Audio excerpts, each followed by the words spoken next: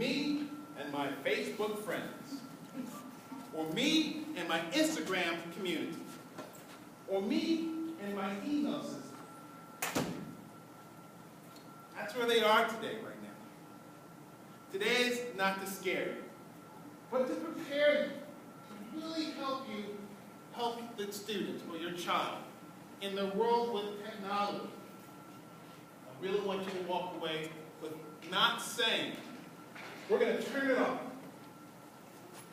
But I want you to walk away with saying, I'm going to be turned on to what's happening out there. In other words, if I can parent well offline, in the real context of that relationship with that child, then I guess I can parent online, in the real relationship with the child online. Many parents think that I'm good here offline. This is the way I was raised. My friends were right in front of me, and my parents knew my friends because they were part of my church, or my school, or Little League, whatever happens to be. That was back then. Nowadays, they have more friends online than offline. Would you agree? And you as a parent are saying, I know the kids in my community. I know the adults in my community. But I don't know the adults who are friending my child online. I don't know the adults who have access to my kid's profile. I don't know the adults who is pretending to be a child while they're playing Xbox. And my kid is so excited to go online at 6 o'clock in the morning to play Minecraft with this other kid who's really cool. But it's harmless. There's somewhere over there. How likely is this person going to know where my child lives? We're going to talk about that. My job today is really to not scare you, but to educate you and empower you in terms of the internet. Okay?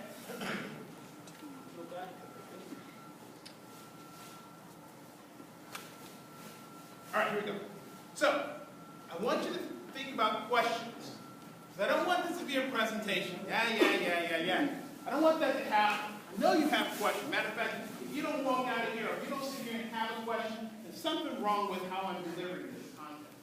Okay? So, with that being said, here's your world. Okay? The internet is everywhere. Information is everywhere. Now, when you and I were younger, early in my career, the only place that I could get technology was on that laptop, on that computer. Do you remember that? That was the only place. And then all of a sudden, these things showed up. And now, before we said, we're going to go ahead and make sure that my child only has internet access right in front of me, because the best place to have a computer is right in the living room. Would you say that? But here's the problem. I've got 4 computers in my house. That's a lot of computers in the living room, wouldn't you say? So I've got to change my strategy. The other thing that I gave my kid was a cell phone. This is another tool that they're using to access information. I can't control this anymore. I cannot control it. Out the box. And then, gaming devices. True story. I'm thinking that I got this under control. I'm thinking that I've got all of my internet devices in terms of we had to talk under control. And then we decided to buy my little son a Wii game. How many have a Wii console? Look at that. Now, do you know how powerful this is? All of a sudden, I'm downstairs, he's upstairs, and he said, "Hey, Dad, what's this?" Blah, blah, blah, blah, blah. Goes back upstairs. He comes down and says, "Hey, Dad, what else is this?" Blah, blah, blah, blah, blah. Then he goes back downstairs. He said, "And your email is what?" Blah, blah, blah, blah, blah. Then I'm sitting downstairs, and all of a sudden I get a message. "Dad, I got an email account." All for a week. And at that point, I said, "No!" I gave him access without even knowing. And all it was is his curiosity and my willingness to satisfy that curiosity.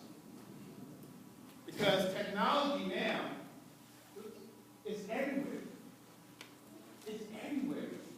And so the challenge with that is, how do we protect our kids while online? In other words, how do we say it's okay, but at the same time, I get used to this, make sure that it's the best use of their time.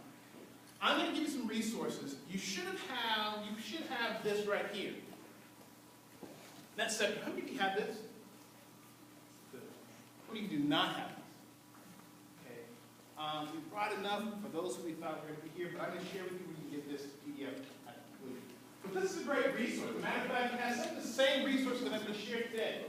This is actually part of NetSmart's workshop. And it's a workshop that we provide parents and students on how to be safe online. There's netsmartkids.org. This is a fantastic website for a child to get, to understand it. I'm not just going to give my information away. There are certain guidelines, certain rules, certain protocols that I need to be aware of for me to have access to this device. In other words, this is NetSmart Kids is the framework for me to be safe online. NetSmart Teens, how many have a teenager? Or soon to be teenager? Right. NetSmart Kids is for kids, little ones. But we know as they get older, I already know it, Mom. We know that works out. And so NetSmart Teens takes that content that we have at the primary level and kind of gives it an elevated sense. And so the cartoon characters, the content, is relevant to the teenager or preteen. And last but not least, netsmarts.org. This is a resource for you, the parent. In other words, it's your way of learning. I think what we try to do with technology is we assume, how many of you assume that your child knows more than you? Raise your hand, be honest. I'll give you, yeah. Just know more. How many of you believe your child is more curious than you on technology? Yeah. So the two answers is yes. So think about it. Here's my child when my baby girl. She's all wonderful. I say that because I have to say that. And then all of a sudden, she finds a pen in her youth, her baby youth. And what do you do with a pen, a Sharpie, when you're 2 to 3 years of age? What do? You find a wall. And she found the wall, and she began to color on the wall. All over the wall. I can draw, Daddy. And I'm saying, whoa, wait a minute. You see, she came ready to just do shapes and just explore that tool. And she was drawing some circles, and you could probably make out some letters, but it really wasn't letters. It was just shapes. But the teacher's role is to say, I'm going to take that curiosity to use that pencil or that pen and focus it on how to write letters, how to write your name, how to write a sentence, how to write a paragraph, how to do a story. See that? See, they never taught them to be curious about the pen. They taught them how to use that pen for a purpose. The same thing is true with technology. We believe our kids are ready to use technology. You see those little babies in those Sharpie cards going like this, oh, that's playing, just going crazy. And that's fun. But as a parent, our job is to say, I'm excited that you're curious about technology. But my job is to help you use that technology for a purpose. Does that make sense? So never think that just because they know more than you, you cannot be a part of their learning. You've got to say, I like that you're on this website, but let's talk about what's on this website. You see how parenting just took place? That's the best time to do it. And so the same thing here, when you look at netsmart.org, it really tells you it's good that they're exploring technology. It's good that you're exposing kids to technology because this is their role. But the question is, what role do you play? while they're online. That's a key thing.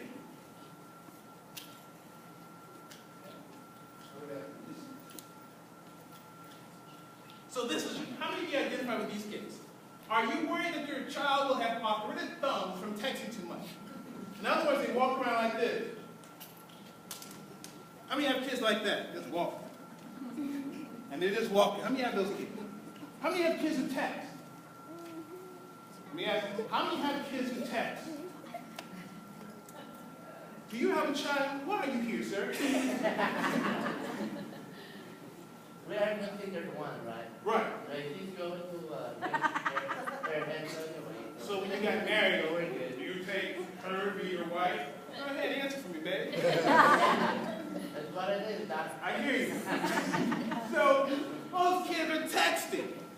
All kids somewhere are texting. And so your kids are just doing it. This is their world. Matter of fact, some kids can text faster than you can type. How about this? If your child has a PhD in multitasking, my kids, how many of you have kids like that? Doing homework, chatting, playing Minecraft, checking your email, and ignoring you. That's what they're doing. Their brain is being wired to do more. It's just natural. To you and I, it seems like it's too much, but for some strange reason, they feel that they are comfortable enough to do those tasks. Is your child slowly building an army of webkins? What is a webkins? A webkins is, how many have Xbox? Good. How many of those kids here have friends on Xbox? How many have a Club Penguin account? How many do you have friends on Club Penguin? Yeah, people say, do you want to play hide and go seek? Good. So that's what a webkins is. When you're finding out that your kids have a social life online, and they're building an army of friends online. The question is, when you and I were young, our parents taught us how to pick and choose our friends. But it's very easy to friend someone. Oh my God, I gotta be friends. This is hard. It's so easy to do that. There's no negotiation between where you live, you like what I live. It's just, I got a new friend. So that's what kids are doing nowadays. They're building an army. Here's what we know. Kids will be kids. We were used to passing notes, buying CDs, playing board games, writing in a journal, and dressing a baby doll. That's what we used to do. I did it in my sister course. That's another issue. Kids don't pass notes. We said, do you love me? Yes or no? Remember that? Now they say, do you love me? Sin. That's what they do nowadays. Music, how many of you have been children for a long time? Remember Tower Records? Yeah. Oh yeah. Madonna. Yeah. They don't do that anymore. They buy their music online. Hopefully they download their music online legally. They're also blogging. How many of you know what blogging is? Matter of fact, how many of you know what Edmodo is? There it is right there. So this is natural to them. Also, they're dressing up as avatars. What is an avatar? It is basically an online persona.